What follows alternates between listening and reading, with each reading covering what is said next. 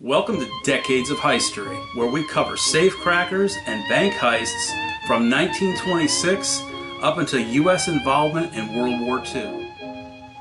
It is June 1926, and June is a strangely light month, or at the very least I think we could say it doesn't have anywhere near as much breadth as did April and May.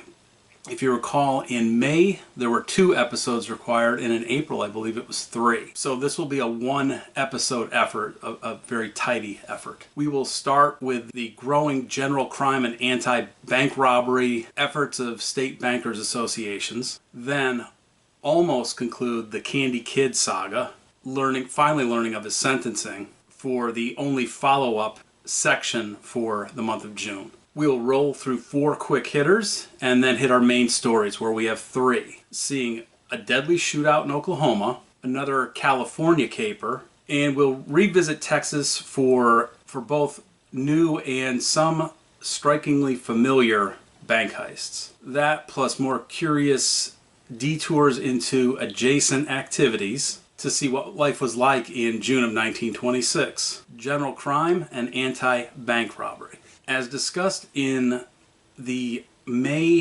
1926 episode, part 1, crime was an issue that had been fairly long-standing at this point, with bank robbery being high in its quantity, but also in its levels of violence. Bankers Association sought ways to prevent bank heists, but if they were carried out, to ways to cut their losses along the way, along with cutting the lives of the criminals, the perpetrators. The Ely miner out of Minnesota presented the reader with a story titled "Machine Gun on Car to be Used." It turned out that the 8th District Bankers Association met towards the end of May of 1926, when they decided on the use of what was called a, quote, speed car, end quote, on which was mounted a machine gun in order to discourage bank heists in what were called range cities. So cities that kind of were contiguous to one another. They thought that combining a speed car with a machine gun, along with having what they called, quote, crack shots, end quote, in each of these towns would deter what were called, quote, bank robbing gentlemen, end quote, from visiting those range towns, those range cities. Speaking of crack shots, the Indianapolis Times brought us a June 2nd article titled "Bankers to Hold State Shoot Here." So, a contest. The activity was set for June 23rd, 1926, and was designed as a statewide contest to, quote, encourage better marksmanship among the vigilantes, end quote. 92 counties were urged to participate, despite the fact that monetary losses, were actually waning by that point, or what they called comparatively negligible, and that the number of attempts had actually gone down as well, since protective programs had been launched, and we've discussed them in the past. And also to give you a feel for what June of 1926 was all about. And speaking of banks, we see an ad here that shows what a hefty bank account, the value of a hefty bank account, a savings account, and how that was an important part of every newlywed family. The Evening Star out of Washington, D.C. provides us a follow-up to a previous story. One, in fact, that we've covered over at least the past 2 months, April and May, and that involves the Candy Kid. Richard Reese Whitmore, considered, at least in the newspapers, a super bandit, was convicted of first-degree murder on May 21st, 1926, which was punishable in Maryland by life imprisonment or the death penalty. On June 10th, 1926, the Baltimore court sentenced Whitmore to the death penalty for the killing of that a guard that we described in a previous episode during a prison escape. This article by the Evening Star provided a little bit of a retrospective on Whitmore's criminal career from his early origins. We see that he was a career criminal and started when he was very young. Started off, of course, as you would expect, I guess, with petty crimes, and then grew into what they considered an outstanding underworld character that he had been, as we well know, hunted in many cities throughout the country, and they described how he was actually captured emerging from a New York City nightclub. So you can just kind of get a feel for what that must have been like. He and his gang members emerging from a nightclub late at night after a night of partying, laughing and having fun, and stepping out and being surrounded by police. So as the Evening Star said regarding his capture, quote, "New York caught him. Buffalo failed to convict him of robbery and murder, but Baltimore has closed his spectacular career by a speedy trial and sentence." End quote. After hearing that, Whitmore returned to his cell, and his counsel immediately filed for an appeal, with the request that it be acted upon as quickly as was the trial, which I suspect was a dig against the rapid trial and sentencing. So we don't get 100% resolution on this, and we'll have to wait until it looks like July to see if he ends up actually hanging. Quick hitters.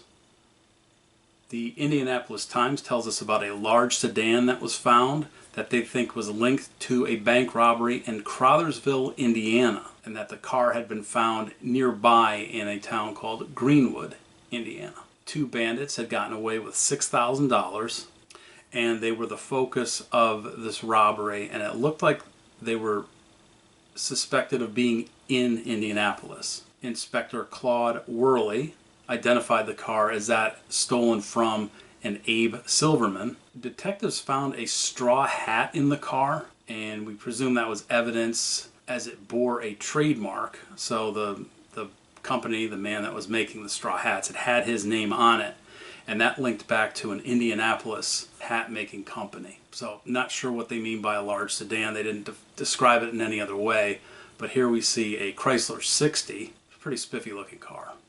Quick hitter number 2. The Brownsville Herald squeezed in one line about 3 robbers who had held up 2 young bank messengers of the Union Easton Trust Company, and those robbers escaped with $14,000. That took place in St. Louis, Missouri.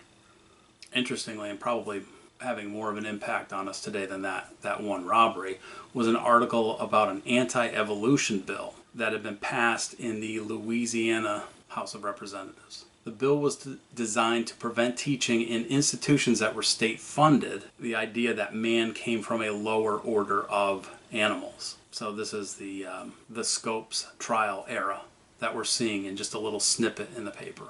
Number 3, the New Britain Herald takes us to Massachusetts, where we learn that Napoleon Sosnowski, a former teller of the Sagamore Trust Company in Lynn, Massachusetts, had been sentenced for 13 months in state prison following his conviction on a charge of robbing a bank of about $2,800 that occurred way back in August of 1925. Sosnowski declared that the robbery had been committed by hold-up men, so someone else other than him, and that they shot him. Nevertheless, the jury returned a guilty verdict. So I would wager to guess that he hadn't a bullet wound to show as support of his story. And another adjacent activity. 1926 was considerably closer to 1865 than it is today. So in a lot of ways we're seeing that the Roaring Twenties is not that different from today, 100 just about 100 years later. Yet, we do see this brief note here about a woman named Jane Moore who died in her home in Glencoe, Illinois. She's listed as, quote, Negro, end quote, which is pertinent to the story, and she was said to have been 115 years old. She was an Alabama native, and, as you can guess by the details, that she was also a slave, quote, of antebellum days, end quote. So it was kind of cool to see her story go from slave to living in her own home in Glencoe, Illinois. And now, presumably, there are more descendants of hers living around the country, around the world. 4.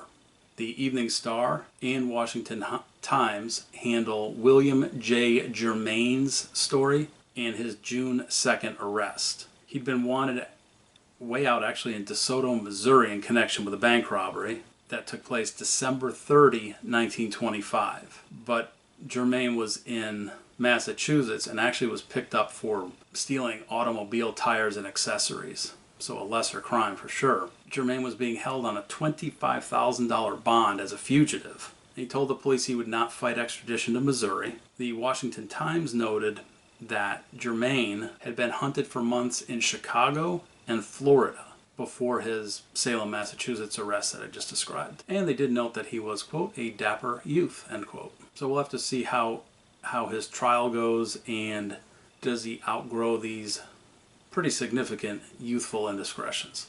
Perhaps he should have, instead of robbing banks and stealing car parts, could have participated in this contest that we see listed here, what with the first prize being $100 in gold. And speaking of gold, we now head to our three main stories. Our first main story comes from Oklahoma, as covered by the Imperial Valley Press, along with the Brownsville Herald. Per the former's paper, in their June 9th edition, Lee Burney, B-U-R-N-E-Y, and Charles Mays, quote, reputed notorious outlaws, end quote, were slain in a gun battle in Pitcher, Oklahoma. It's P-I-C-H-E-R. It appears that Deputy Sheriff N.L. Wosley and a W. Schmalbach, who was a night watchman, engaged the outlaws when they noticed them prowling the streets of Pitcher, Oklahoma at 3 a.m.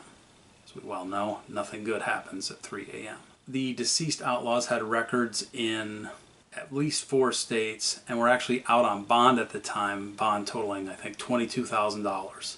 The Brownsville Herald, their June 21st edition, helps fill in a ton of information. In their story that is related to the Pitcher, Oklahoma gunfight, and titled, Bankers Aid in Holdup, comma, Confession. Both a Clarence Howard, who was at the time a current employee of the Montgomery County National Bank of Cherryvale, Kansas, and G.C. Robertson, who was a former employee, cashier of the same bank, pleaded guilty before a Justice C.L. Jukes. Howard confessed on June 19th to aiding in the planning of the robbery. Incidentally, in addition to being a current employee, he was also a fairly significant stockholder, owning $12,000 of stock in the bank. The heist actually occurred back on May 26th and ended up netting the robbers $70,000 in cash and bonds, and as of this Brownsville Herald June 21st article, had still not been recovered. The Herald noted that 2 of the bandits, Lee Flournoy, that's F-L-O-U-R-N-O-Y, not Burney, B-U-R-N-E-Y, and Charles Mays, Mays spelled with an E in this case, had been killed on June 7th back in Pitcher, Oklahoma.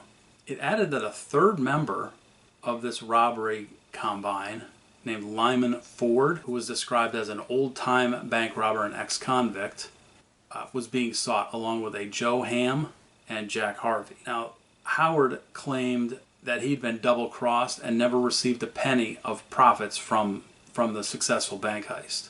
And he noted that Robertson is the one who originated the idea way back in November of 1925. Luckily, there's a Wikipedia article that I've linked in the description that adds even more to this story.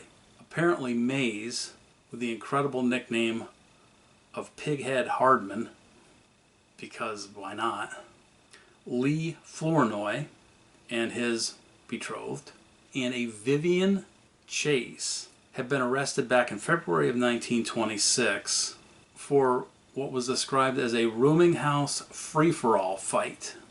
Who hasn't been one of those lately? Mays, Flournoy, and Chase were unknowingly under surveillance by Ottawa County police officers for several days as they were suspects in the Montgomery bank heist. So now we're adding Chase as a possible suspect. This is when the 2 gentlemen were shot and killed in Pitcher on June 7th. Chase, Vivian Chase, was arrested and imprisoned, but refused to answer questions, didn't talk with reporters, and ended up being released on the 13th for insufficient evidence.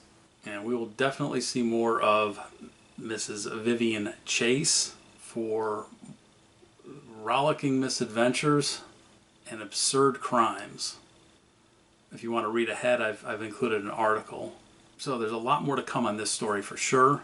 We've got missing bandits, but also especially to find out how Howard and Robertson fare in court, presumably in sentencing, and then in prison.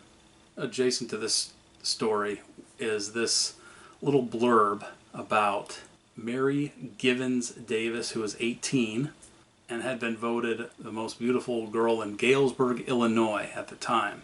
They note that her, quote, sweetheart, end quote, died, and that she entered the sisterhood in the Catholic Church and became a nun. Be interesting to find out if she did actually pursue that vocation. I've included in the description a great article on Vivian Chase, her origins, her criminal career, her participation in the Montgomery County bank robbery, her tragic demise, and even her curious funeral. It's a very interesting story, interesting woman.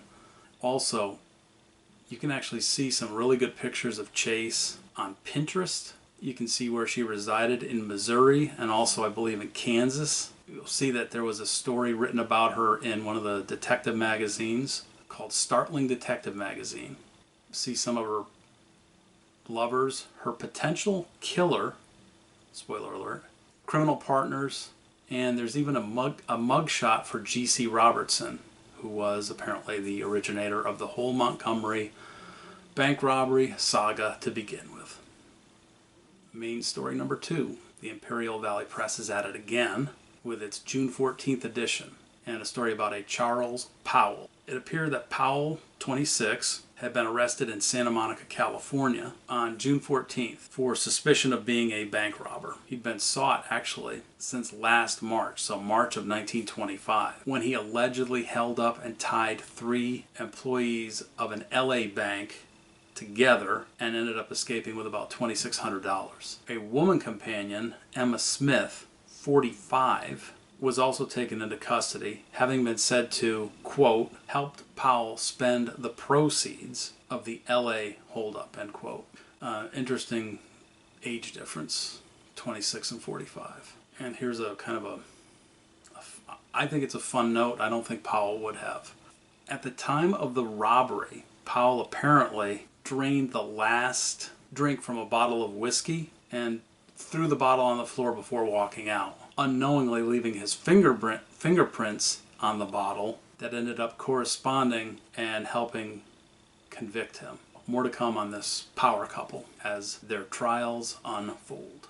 Main story number 3. The Brownsville Herald gives us 2 stories about a spate of bank robberies, including 1 or 2 that we have touched on in the past. We learn that 4 of 7 men, believed to be perpetrators of a series of Texas bank heists since January of 1926, were in Dallas, Texas, and police were expecting to reunite the 4 with 3 new suspects in jail. A 4th man, a recently pardoned convict who was living at, quote, an expensive home, end quote, in Highland Park, was arrested by these Dallas police officers who were working on the robbery. It was a $20,000 robbery of the Jefferson Bank and Trust Company in Oak Cliff, Texas. It's also, the name is intermingled. It's also called Oak Cliff Trust, I believe, or Oak Cliff Bank and Trust. This closely organized gang of 7 was believed to have committed at least the following bank robberies. The Oak Cliff job just described. At least 1 robbery in Houston, Texas. At least 1 robbery in San Antonio, Texas. And possibly the Strawn, Texas bank robbery. The latter being one that we have referenced probably twice in previous episodes, as these bank robbers seem to intermingle with one another from gang to gang. Police noticed that there were certain modes of operation that were common in these bank robberies, and descriptions of the bandits, though meager, quote, tallied to a great extent. So there was enough, sounds like circumstantial evidence, to pick these 4 up, with anticipating picking up the final 3 soon. Airplanes, automobiles, and expensive clothes somehow figured into the investigations, at least pertaining to the Oak Cliff bank heist, according to the Brownsville Herald. But it was a bit cryptic the way it was written. because they described, according to the detectives, that the loot, airplanes, cars, and clothes, were the result of the proceeds from previous bank robberies. So I'm not sure the connection between those items and the Oak Cliff heist. So Strawn Bank officials were expected to arrive to identify as many of the robbers as possible. This is in reference to a March 1925 robbery of $18,000. In addition, photographs were being prepared and sent to Houston and San Antonio for an examination by some bank attaches at those respective cities, of totaling the 4 banks that had been robbed between Houston and San Antonio in March and April. So they were on quite a bender. Another of the suspects being held had been arrested by traffic officers who were acting on a tip after 2 Dallas detectives had kept what they considered a fruitless watch on a house in Houston, Texas, where this suspect had been living at least for a few days. 2 women were also arrested and were being held for questioning. In addition, 2 other men had been arrested and were being held in jail. They'd been arrested several days ago from the story. We have a W.S. Scrivener, who was a known post office robber, and a Chester S. Jones, who was an oilman and a real estate salesperson. Both of them were charged with participation in the Jefferson State Bank robbery. So the Oak Cliff Jefferson State Bank robbery. Scrivener, who turned state's evidence in the $2 million robbery of the Jackson Street Post Office in Dallas, happened 6 years ago, so about somewhere in 1920, and Jones had already been in jail for several days, as noted. So for a neat look into what the Oak Cliff, Texas town was all about back then, some great photos and pamphlets about businesses and life in town at the time. I've added a link in the description. There's definitely, for this story, there's going to have to be more to come on Scrivener, who's now looks like he's going back to jail, and I would assume after the post office robbery and turning state's evidence and then being involved in at least one bank heist, he's going to get a substantial sentence. Jones, I'm not so sure about. We'll also be able to finally, no offense, but put the Candy Kid to rest. Follow up on the quick hitters and see if any of that information filters out, as well as from the other main the main 3 stories. So June seemed pretty sedate. Is it weather related? Is it related to the warming weather of summer? So that's something I'm tracking in the tracker is seasonality, to see if there's an increase or decrease in the incidence of robberies. Checking it by the week, the day of the week as well, to see if there's a higher incidence on certain days of the week or not. That, of course, will become more evident over the years of tracking these versus, from one month to another. But I can already tell you that I believe July of 1926 is going to be a very busy one. So it's onward to July of 1926. For now, I want to thank you for spending your time with Decades of History. Till next time. Where somebody waits for me, sugar sweet, and so is she. Bye, bye.